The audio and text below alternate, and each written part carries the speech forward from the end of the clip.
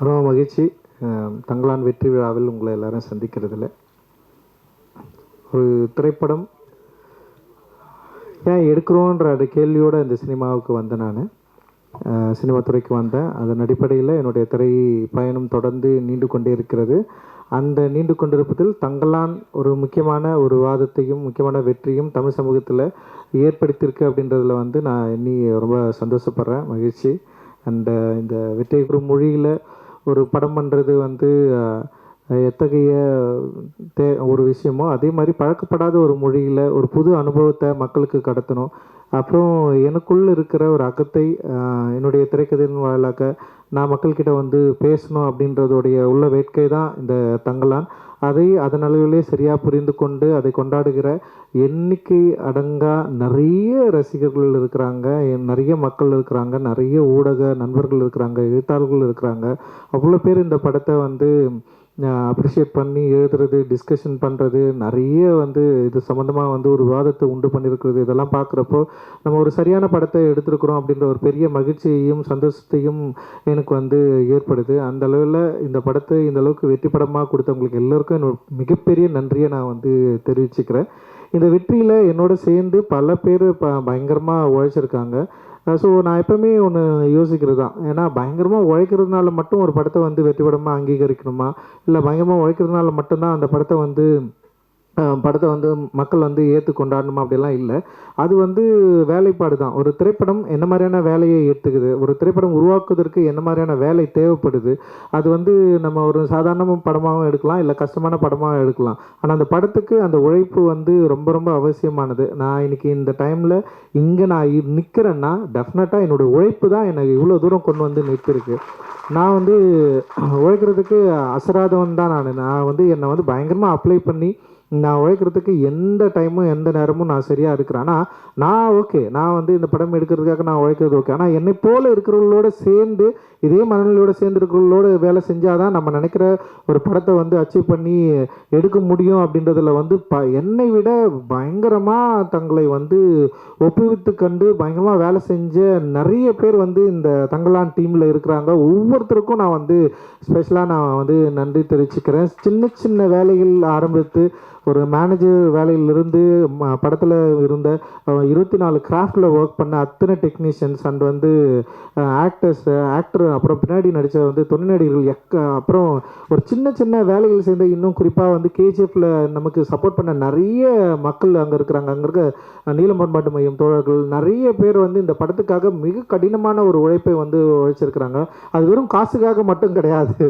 Actually என் மேலே, என்னுடைய படைப்பு மேலேயும் என்னுடைய ஒர்க் மேலேயும் என் மேலேயும் ஒரு தீராத அன்பும் காதலும் கொண்ட உங்களால் மட்டும்தான் எனக்கு இவ்வளோ வேலை செய்ய முடியும் அப்படின்னு நான் நினைக்கிறேன். அண்ட் இதுக்கு நான் என்ன தரப்போகிறேன்னு எனக்கு தெரியல. அண்ட் இது ஒரு பெரிய ரெஸ்பான்சிபிலிட்டி எனக்கு க்ரியேட் பண்ணுது. தொடர்ந்து இன்னும் நிறைய உழைக்கணும். நிறைய பேர் இங்கே இருக்கிறாங்க, நிறைய பேரோட சேர்ந்து நம்ம வேலை செய்ய வேண்டியது இருக்குது. அப்படின்றது ஒரு பெரிய ரெஸ்பான்சிபிலிட்டி எனக்கு உருவாக்குது. அந்த ரெஸ்பான்சிபிலிட்டியை நான் திரும்பவும் நான் ஏற்றுக்கிறேன். திரும்பவும் அதை எடுத்துக்கொண்டு அடுத்த படங்களுக்கு ஓடணும் அப்படின்னு நான் நினைக்கிறேன். அந்த அளவுக்கு ஒரு பெரிய ஒரு தேவையும் ஒரு உறுதித்தன்மையும் ஒரு ரெஸ்பான்சிபிலிட்டியும் எனக்கு ஏற்படுத்தி கொண்டே இருக்கிற என்னுடைய அன்புக்குரியவர்கள் நிறைய பேர் இங்கே இருக்கிறீங்க. நீங்கள் இருக்கிறப்ப எனக்கு என்ன பயம்? எனக்கு பயமே கிடையாது. ஆக்சுவலி உங்களுடைய அன்பு தான் என்னை புஷ் பண்ணிட்டே இருக்குது. நீங்கள் கொடுக்குற அன்பும் ஆதரவும் இல்லை. சரி, நம்ம சில டைம் நம்ம மேலே சில வன்மம் வரதான் செய்யும். ஆனால் அதுக்காக நம்ம வெறும் வன்மத்துக்கு பதில் சொல்கிற இடத்துல நம்ம நின்றுட்டோன்னு வச்சிங்களா, நம்ம காலி ஆகிடும். அதுதானே வன்மம் விரும்புது. ஆனால் அப்படி இல்லாமல் அதை விட அதிகமாக அன்பு பொழிகிற நீங்கள் இருக்கிறப்போ நம்ம ஏன் கவலைப்படணும், நம்ம ஏன் இன்னொரு பாதையை நோக்கி போகணும் அப்படின்னு இருக்குதுல்ல. ரொம்ப ரொம்ப சந்தோஷம்.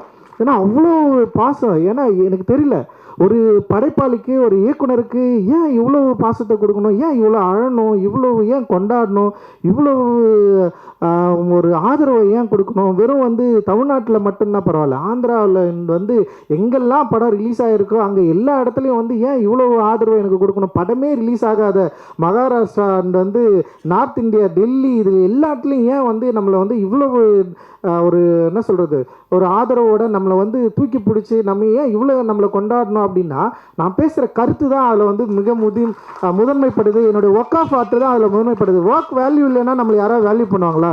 நம்ம என்னதான் பேசலாம், என்னதான் பண்ணலாம், ஆனால் ஒழுங்காக ஒரு படம் எடுக்க தெரியலன்னா நேரம் தூக்கி போட்டு போயிட்டே இருப்பாங்க.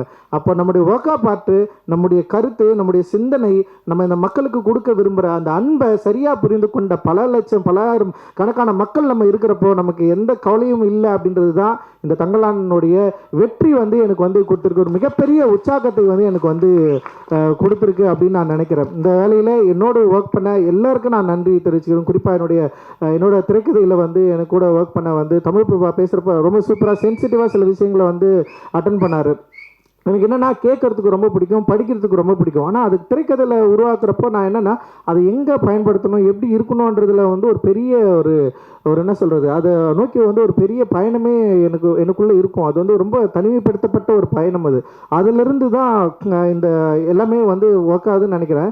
அந்த வேலையை இப்போ என் கூட சேர்ந்து வேலை செஞ்ச தமிழ் பிரபா என்னை சரியாக புரிஞ்சுக்கிட்டாரு அப்படின்னு நான் நினைக்கிறேன். அந்த அழகிப்பெருவண்ணனுடைய அந்த டயலாக்டும் அந்த நாங்கள் எழுதினதை வந்து அப்படியே ஒரு வார்த்தையை வந்து வேற லெவலில் மாற்றி கொடுத்தாரு. அது வந்து அவருடைய அந்த டயலாக் டெலிவரி தான் இந்த படத்தை இன்னும் உயிர்ப்பாக மாற்றிச்சு அப்படின்னு நான் நினைக்கிறேன். அது வந்து பயங்கர ஒரு அவுட்ஸ்டாண்டிங்கான ஒர்க்காக இது வந்து என்னென்னா இன்னும் இது வந்து ஒரு ஆய்வாளருக்கு பல காலங்கள் கடந்து இது வந்து ஒரு பெரிய ஒரு பொக்கிஷமாக மாறுற அளவுக்கு வந்து இந்த படத்தில் இருக்கிற வேலைப்பாடுகள் இருக்கிறத நான் என்னால் பார்க்க முடியுது. அண்டு என் கூட ஒர்க் பண்ண அண்டு ஆர்ட் டைரக்டர் எஸ்எஸ் மூர்த்தியோட ஒர்க்கு அவரை பயங்கரம் நம்மளை செம்ம சூப்பராக ஒர்க் பண்ணி கொடுத்தாரு.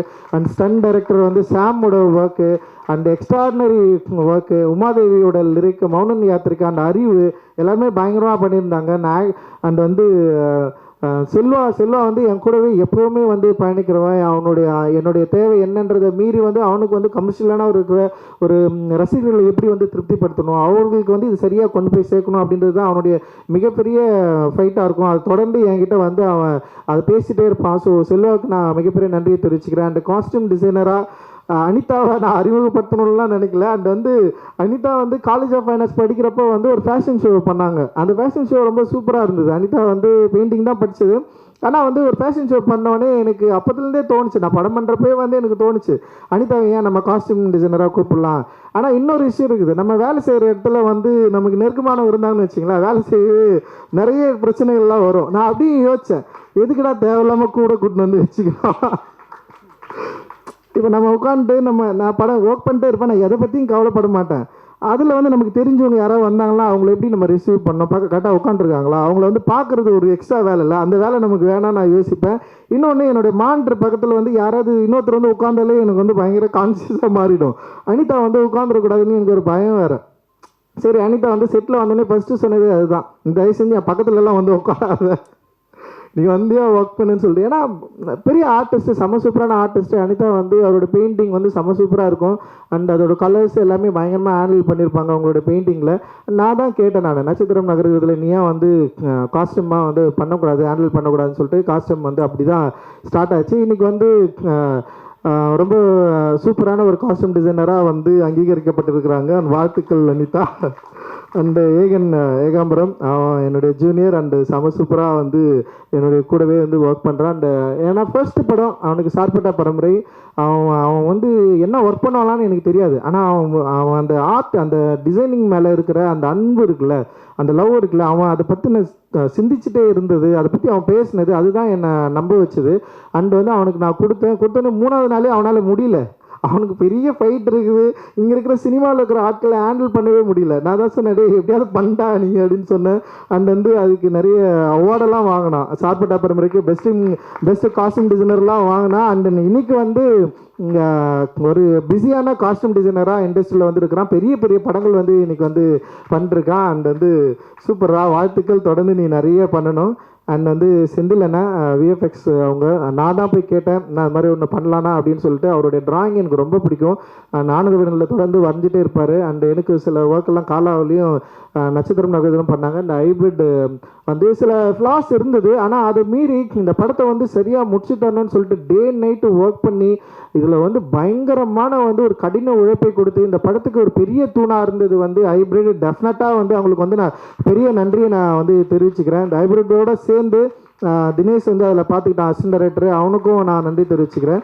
அண்ட் வந்து அதில் 2 பேர் வந்து என்னுடைய நண்பர்கள், ஜெய்குமார் அண்டு தினகர், 2 பேருமே வந்து டிரெக்டரு. ஜெய்குமார் வந்து ப்ளூ ஸ்டார் படம் பண்ணான். அண்ட் வந்து தினகர் வந்து இப்போ வரப்போகிற பாட்டில் ராஜா படம் பண்ணியிருப்பான்.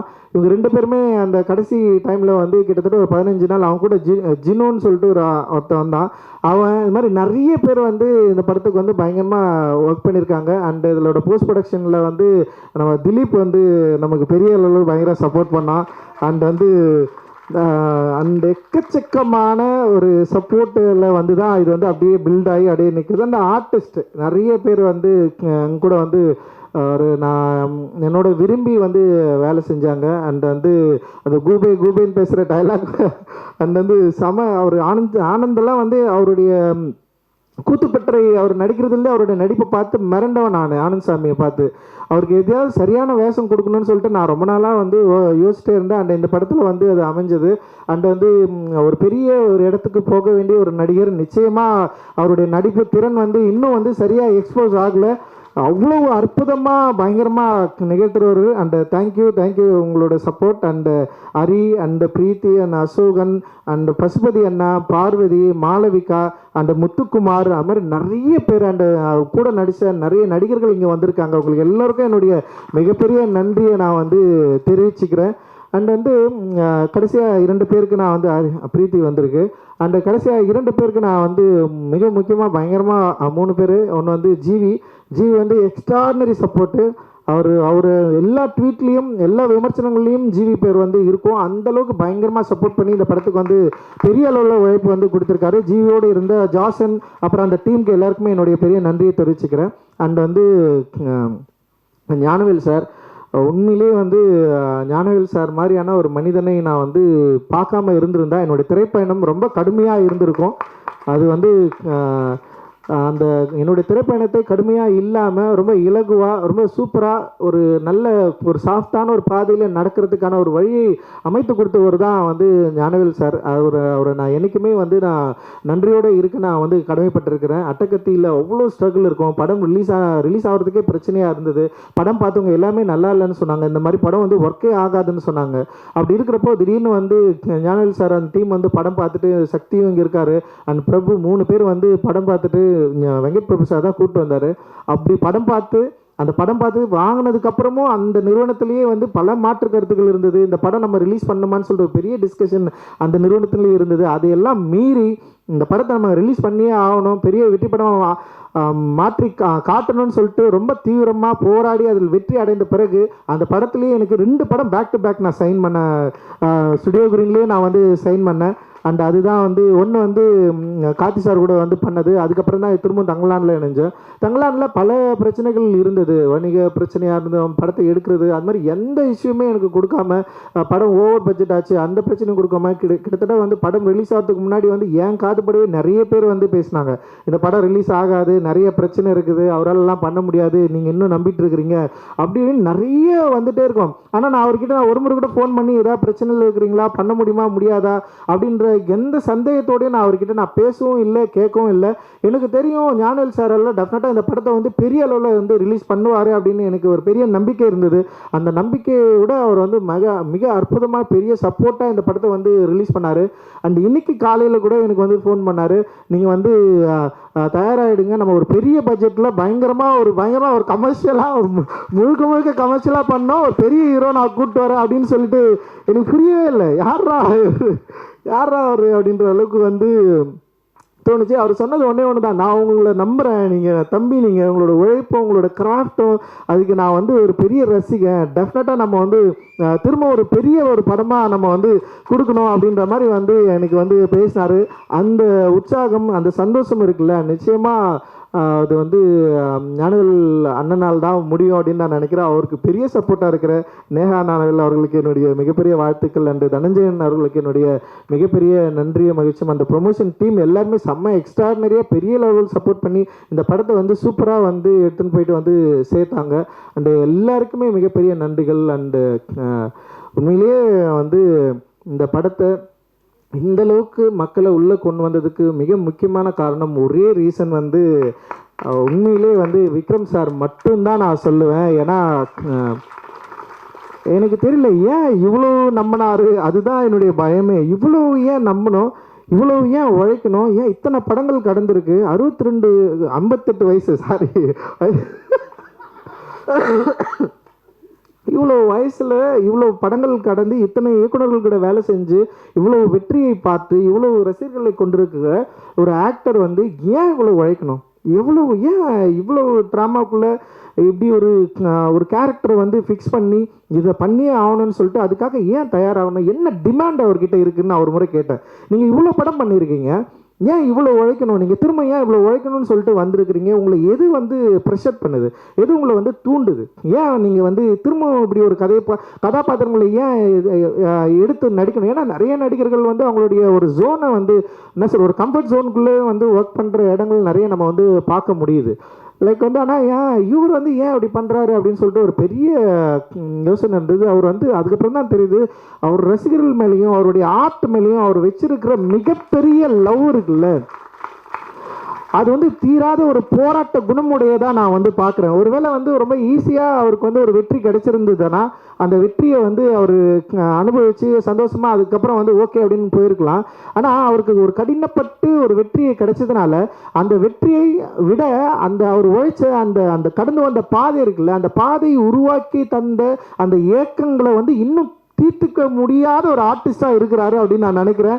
அதனால தான் வந்து பல பரிணாமங்கள் உடைய ஒரு கதாபாத்திரங்களை தேடி தேடி தேடி நடிக்கிற ஒரு வேட்கை உடைய ஒரு ஆர்டிஸ்டாக வந்து தொடர்ந்து இருக்கிறாரு. அவருக்கு தீனி போடுறதுன்றது வந்து ஒரு பெரிய சவாலான விஷயம். தங்கலான் வந்து அந்த அளவில் அவருக்கு வந்து ஒரு ஈடு செய்யக்கூடிய ஒரு தீனியாக இருந்திருக்கு அப்படின்றதுல வந்து எனக்கு மிகப்பெரிய ஒரு மகிழ்ச்சியும் ஒரு நன்றியும் நான் வந்து இந்த இடத்துல தெரிவிச்சுக்கிறேன். நிச்சயமாக சார் என்னுடைய லைஃப்பில் இப்படி ஒரு ஆர்டிஸ்ட்டை நான் வேலை வாங்கினது அப்படின்றது வந்து எனக்கு வந்து மிகப்பெரிய ஒரு சவாலான விஷயம், எனக்கு மிகப்பெரிய ஒரு மகிழ்ச்சியான விஷயம். நிச்சயமாக அப்படி ஒரு விஷயம் திரும்பவும் நடக்குமா அப்படின்லாம் எனக்கு தெரியல. அண்ட் வந்து இதை நான் ஒரு பெரிய வாய்ப்பாக ஒரு பெரிய ஒரு அனுபவமாக ஒரு பெரிய லெசனாக நீங்கள் எனக்கு நிறைய சொல்லி கொடுத்துருக்குறீங்க. அந்த நான் வந்து அதை சரியாக என்னுடைய திரைப்படங்களில் திரும்ப நான் அதிகமாக நான் பயன்படுத்திப்பேன் அப்படின்னு நினைக்கிறேன். Thanks lot. அது எனக்கு தெரியல எந்த அளவுக்கு உங்களுக்கு வந்து நான் அந்த இதை வந்து நான் திருப்பி கொடுப்பேன் அப்படின்னு எனக்கு தெரியும். நீங்கள் பெரிய விஷயம் எனக்கு பண்ணியிருக்கிறீங்க. அண்ட் ரொம்ப ரொம்ப ரொம்ப நன்றி. அண்ட் வந்து தேங்க்ஸ் பிரசன்ட் மீடியா அண்டு நீங்கள் கொடுத்த எல்லா வார்த்தைகளும் present media and reporters and like வந்து வலைதளங்களில் அண்ட் வந்து பார்த்தவங்க பேசினவங்க எக்கச்சக்கமான வார்த்தைகள் நீங்கள் வந்து எல்லா வார்த்தைகளையும் கொடுத்துருக்குறீங்களா. அது அன்பு இருக்குது, வெறுப்பு இருக்குது, வன்மம் எல்லாமே இருக்குது. அது எல்லாவற்றையும் நான் ஒரு நல்ல ஆற்றலாக மாற்றி என்னுடைய அடுத்த திரைப்படத்தில் உங்களை வந்து இன்னும் பிரமிக்கக்கூடிய, இன்னும் வந்து கனெக்ட் ஆகக்கூடிய, இன்னும் சந்தோஷமாக கொண்டாடக்கூடிய ஒரு சினிமாவை நான் எடுப்பேன் அப்படின்றதுல நான் பெரிய உறுதியாக இருக்கிறேன். மகிழ்ச்சி. ஜெய்பீம். பொதுவாக வெற்றி விழாவில் கேடயங்கள் கொடுப்பாங்க. இம்முறை Studio Green CEO Dhananjayan sir ஒரு புது வித்தியாசமான ஒரு கேடயத்தை இறக்கியிருக்காரு. So we would like to give away our beloved Buddha statue to all the cast and crew.